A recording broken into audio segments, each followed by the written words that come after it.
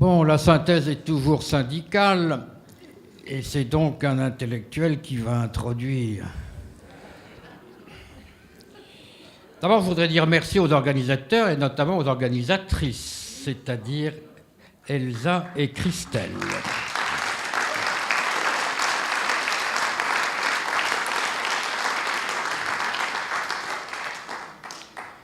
Merci également à Frédéric Tadei et Edoui Plenel de s'être joints, d'avoir amplifié, d'avoir taquiné parfois nos débats. Alors, pour quelqu'un qui a l'esprit de l'escalier, qui a besoin de digérer tout ce qu'il a appris, j'aimerais tout de même évoquer 2-3 choses que je retiens de tous ces débats.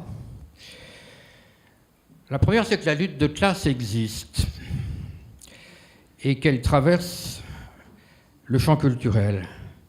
Quand j'entendais notre ami des cheminots, ou notre autre ami parlant de Renaud Le Mans, je prends conscience qu'il y a le travail, il y a la culture, mais il y a aussi le capital.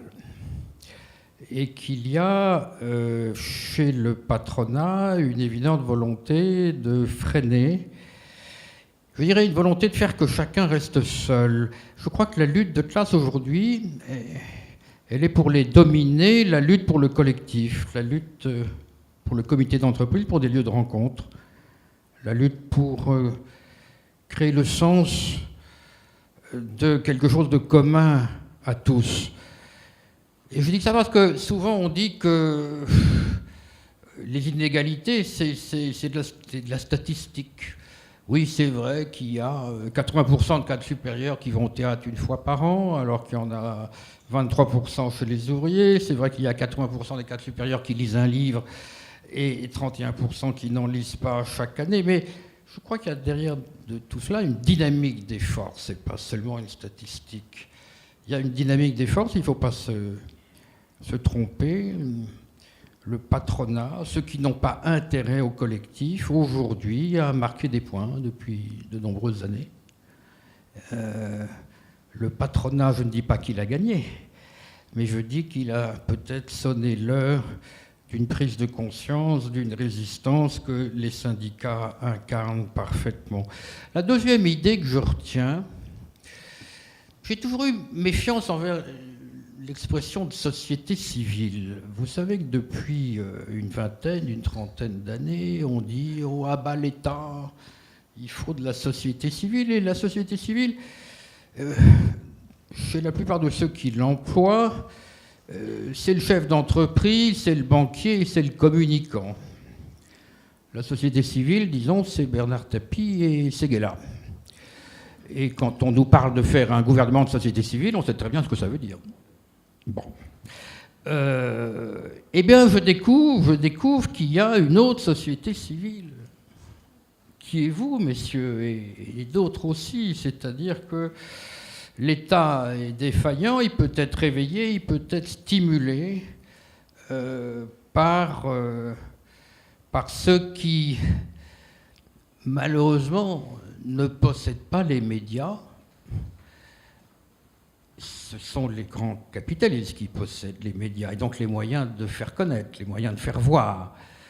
Mais que du côté du monde invisible, relativement occulte ou occulté, il y a de formidables forces qu'on a bien vues aujourd'hui et je trouve que ça, c'est un motif d'espoir. Troisième petite idée, c'est qu'évidemment, elle a été très bien exprimée par le facteur qui a parlé ce matin. On oppose souvent revendications matérielles d'un côté, aspiration culturelle de l'autre. Et lui, il a très bien montré, au fond, que lui, qui est facteur, il nous a montré que la représentation artistique, notamment au cinéma, du facteur, donne du sens à son travail quotidien. Autrement dit, que l'art, c'est aussi une façon de donner dignité aux travailleurs, de leur donner de l'estime de soi, de leur donner le sens de ce qu'ils font. Autrement dit, oui, il y a des activités gratuites qui peuvent donner du sens à la nécessité matérielle, à l'obligation du travail, qui peuvent mettre de l'humain dans l'inhumain, comme le fait si bien notre ami Ernest dans la rue. Voilà. Donc tout cela me dit que, comme disait Edoui, non seulement tout n'est pas perdu, mais il y a de quoi remonter la pente. Il y a de quoi remonter la pente, et surtout si nos amis prennent la tête de cette lutte, car c'est bien d'une lutte qu'il s'agit. Je vous remercie.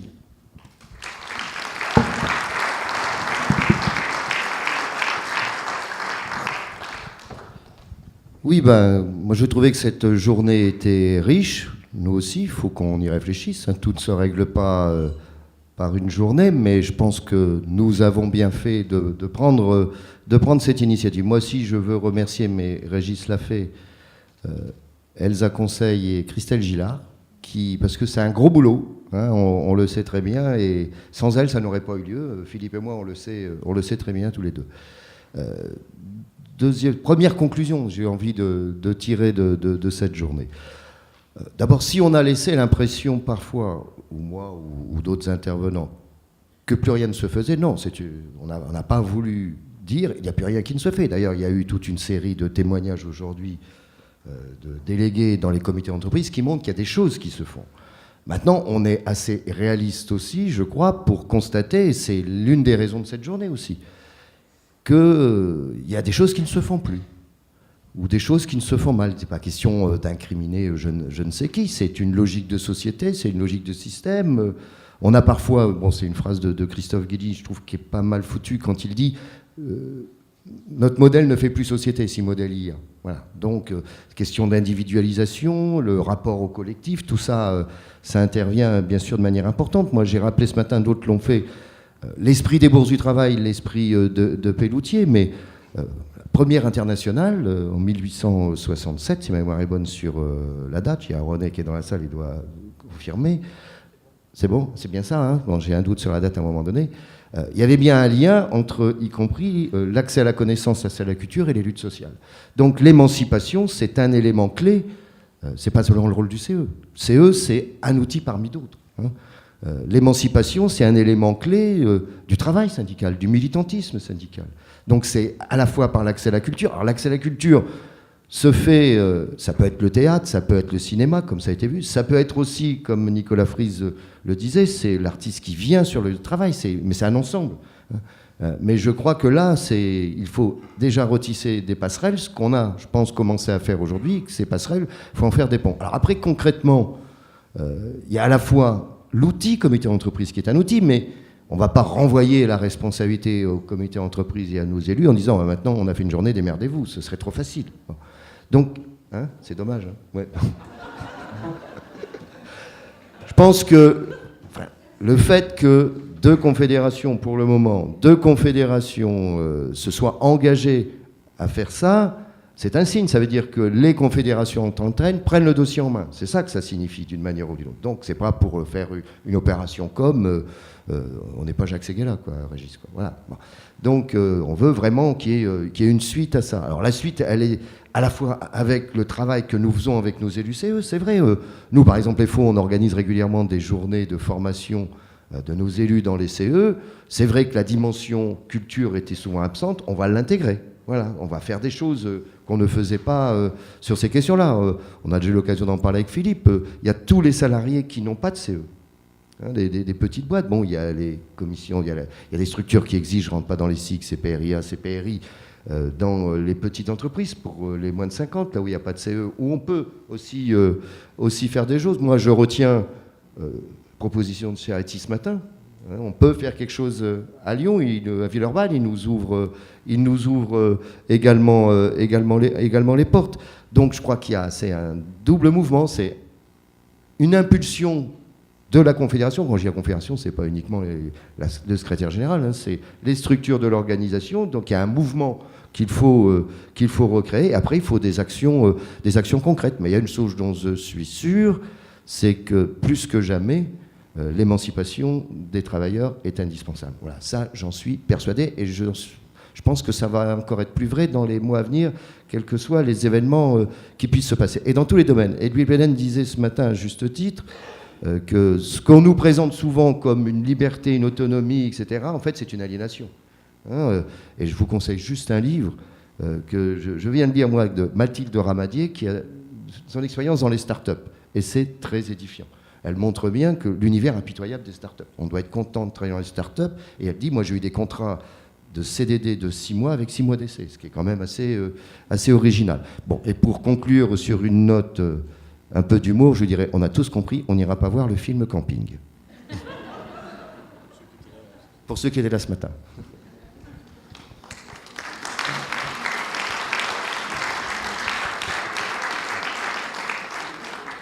Bon, bah, c'est à moi, donc je ne ferai pas de remerciements, parce que 2 fois, c'est bien déjà, hein, les filles. Non, moi, il me semble que, bon, déjà, cette initiative, elle a eu lieu. Et donc, c'est par rapport à la discussion qu'on a eue il y a 6 mois, Régis, comme quoi, quand on a une idée en tête, on peut la concrétiser, même si on est syndicaliste. Et même donc, si on est un intellectuel. Voilà. Qui est plus difficile encore. Je ne sais pas. donc c'est la démonstration qu'on est capable de faire des choses, de se parler, et donc d'à nouveau de travailler des perspectives. On va y réfléchir. Moi, ce que je voudrais dire, c'est, premièrement, on a beaucoup fait référence au comité d'entreprise, ou en tout cas à une autre époque, on va dire ça comme ça, que beaucoup d'entre nous dans la salle n'ont pas connu d'ailleurs. Moi, je connais ce qui s'est fait, enfin j'ai connu ce qui s'est fait dans mon CE à Billancourt, il s'est fait beaucoup de choses parce qu'on me l'a raconté. L'arrivée des artistes, enfin les plus célèbres, etc. Donc il y a des choses qui ont changé dans le monde, et dans la vie au travail, et dans les entreprises. Et c'est là où on a besoin, nous les confédérations, enfin je parle pour la mienne, je ne veux pas d'ingérence, hein, Jean-Claude, c'est là où on a besoin de redonner du sens à un certain nombre de choses. Nous vivons dans une période où on est beaucoup le dos au mur. Et beaucoup de luttes, il y a beaucoup de luttes, mais beaucoup de luttes défensives, où on se bat contre la fermeture d'entreprises, contre des restructurations, les licenciements, etc., etc., pour préserver des garanties collectives, comme on l'a fait ce printemps dernier. Ces luttes, c'est l'expression de Jean-Claude, on a le nez dans le guidon et on oublie un certain nombre de choses. Et notre souci en permanence, c'est travailler à offrir des perspectives aux salariés et plus globalement aux citoyens. Et dans ces perspectives qu'on doit ouvrir ou qu'on doit offrir, les questions de la culture, de l'éducation, elles doivent être en permanence. Et donc, s'il y a quelque chose sur lequel on doit être vigilant, alors je parle pour moi, c'est toujours veiller à ce qu'on ne soit pas que sur la défensive, mais on offre des perspectives. Et dans ces perspectives, la question de la culture, de l'éducation, elle est essentielle. La deuxième chose, c'est pour Nicolas, on s'occupe du travail, nous syndicalistes. En tout cas, on essaye de s'en occuper un peu plus qu'on l'a fait. Et il y a des expériences très intéressantes. Peut-être qu'à l'apéro, Nicolas Fries peut discuter avec Fabien Gache. Il y a des expériences très intéressantes sur redonner du sens au travail et la place du travailleur dans le travail. Et c'est quelque chose qu'on essaye de faire à la CGT.